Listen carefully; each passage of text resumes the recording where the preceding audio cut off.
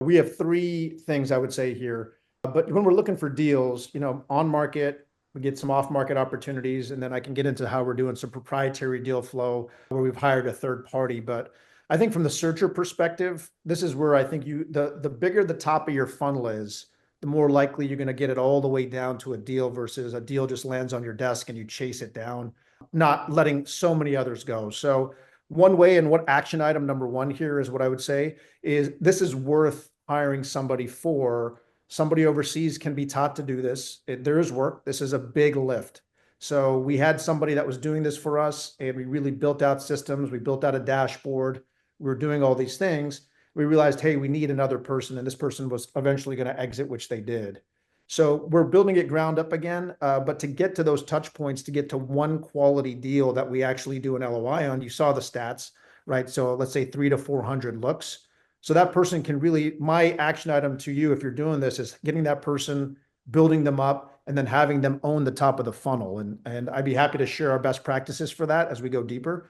But I think that takes off some of that burden from you and allows you to see the deals. So the deals Joe and I see, then I'll let you guys jump in here, are the second part of the funnel, meaning that they've already met the basic criteria. And then from there, I think as the acquirer, you can take those deals and move them forward in your pipeline based on how it's going. So what I'm really saying is maximizing the use of your time. Jay, any thoughts there? Yeah, so I was going to ask you, the deals are these are on market deals? Is that what you're looking at, 400 on market deals to get one LOI? Yep, that's right. 400 on market deals to get down to one good LOI. And there's many reasons once they already reach the second part of the pipeline. Hey, we find out something on the broker call. That's usually the second part. We have a quick evaluation model to be sure it meets our basic metrics. And then from there, we dive into it before we get to IOI stage, generally with a call with the seller or if they have a process around that. So So that person that's sitting there, that person is they're just inquiring, getting Sims, getting documentation, and then put it in the calculator for you, and then you make it comes to you, or what stage does it come to you? yeah, so the person has three ways of outbound. They're making calls to brokers. We're using some deal scraper sites. Kumo's one we like. There's many of them. That's $100 a month. We're also, what we do is any other sim we've touched, we found about 8 or 9 good brokerages, Generational Equity. There's a few Transworld that put out good books. So we really try to, there's a few more that we benchmarks one we're further down the line with. But with them, there's lots of people bidding on these deals. So our goal is just to keep working the relationships. So what I tell people is that person is keeping us active, top of mind with the brokers, which is so important because they're getting bombarded.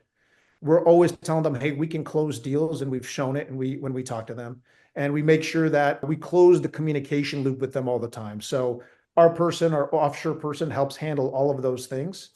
Once it crosses the basic threshold, meaning it meets the margins, it meets all of the buy box criteria that we shared. At that point, as long as there's no red flags that person picks up, they put it into the second part of the funnel, which is when Joe and I will look through the whole sim together. We have currently one other person helping us at that time to put it into our quick eval model, but that will eventually also go to this person as they're fully onboarded.